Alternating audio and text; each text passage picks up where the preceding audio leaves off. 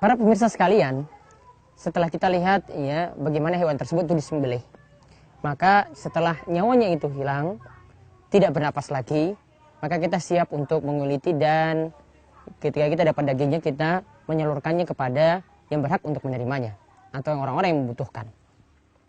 Tentang masalah pemanfaatannya ini sebenarnya bebas ya. Boleh dari sahibul kurban dia menyerahkan seluruh hasil kurbannya kepada orang lain tanpa dia cicipi sedikit pun.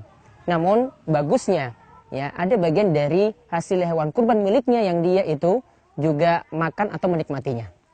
Ya, jadi misalnya dia serahkan ke suatu tempat kurbannya tadi, dia tidak mengambilnya sama sekali juga tidak ada masalah. Namun baiknya ya sebagaimana kata Nabi SAW ya, fakulu watasodaku wastamti'u.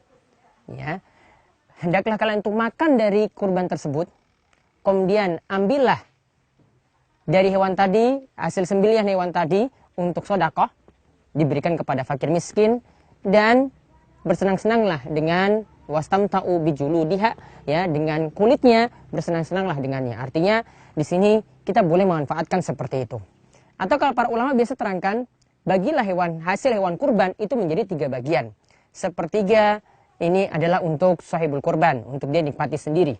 Sepertiga lagi untuk sedekah pada fakir miskin. Sepertiga lagi adalah untuk hadiah bagi orang-orang kaya, atau ya dia memiliki rekan kerja, atau memiliki teman-teman dekat atau tetangga, memberikan kepada mereka sebagai hadiah. Nah, itu juga bisa dimanfaatkan seperti itu. Ya. Kemudian kurban ini juga bisa diserahkan kepada orang kafir.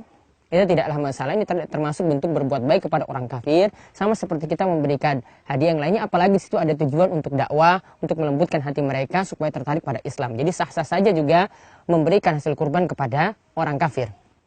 Kemudian hasil kurban ini pun bisa kita simpan lebih daripada 3 hari.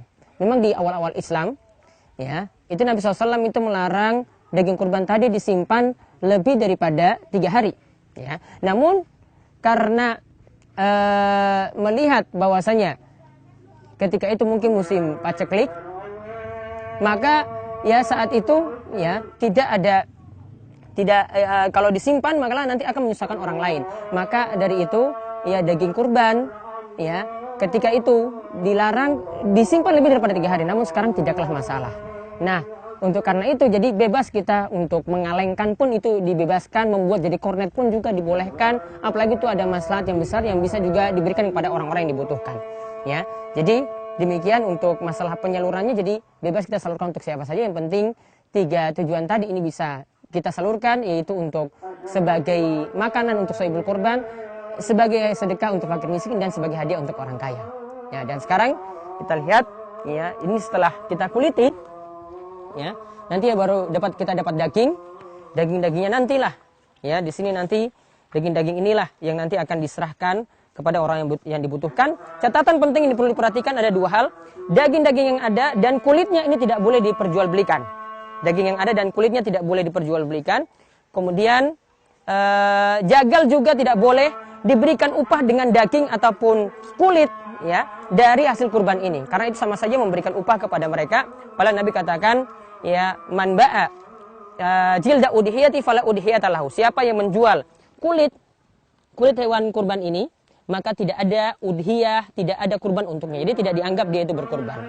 Nah, ini demikian, mudah-mudahan bermanfaat ya masalah kurban ini, dan semoga jadi bekal kita nanti yang menjadi bekal supaya kurban kita diterima oleh Allah Subhanahu wa taala.